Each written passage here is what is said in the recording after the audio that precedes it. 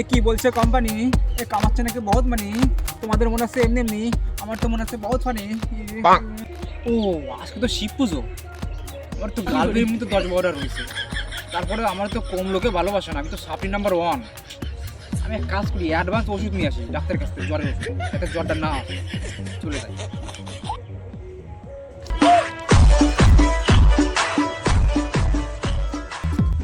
কি করছে কোম্পানি? আমার থেকে কি বহুত মানি, তোমাদের লাগতেছে অনেক কিছু, আমার তো মনে হচ্ছে বহুত মানি।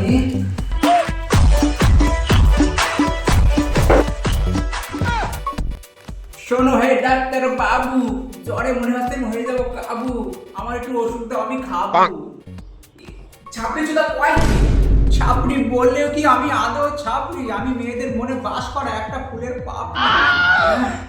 ডাক্তার ও, আজকে আমার আসতে পারে জ্বর, কারণ শিব ঠাকুর আমার মাথার উপর পড়বে আজকে বর। কই তো দেখি তো জ্বর হচ্ছে নাকি।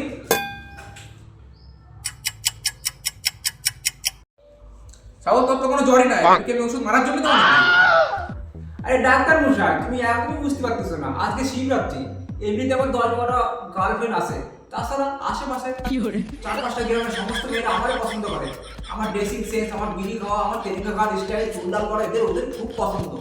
আমি হচ্ছে বিরাট একটা জিনিস, এর জন্য আমার জ্বর আসতে পারে, এই জন্য আগে ওষুধ নিয়ে নিচ্ছি, কারণ আমি সেফটি থাকতে চাই, সেফটি। তোর মতো ছাপড়ি চুদারে যদি 10-12 জন পছন্দ করে, আর সব ভালো ছেলেগুলো কি করবে? ওরা কি গুদমারে পড়বে? ডাক্তারবাবু বুঝছে না রে বাড়া।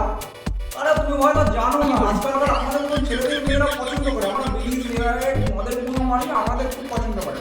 ভালো ছেলেদের কোনো ভাত নেই, ওদের ভাত হলে নাম হয়, নাম জানবো আমাদের। তুমি তো ওষুধ দোকানে তাও বলো, তোমার দোকানে অন্য দোকানে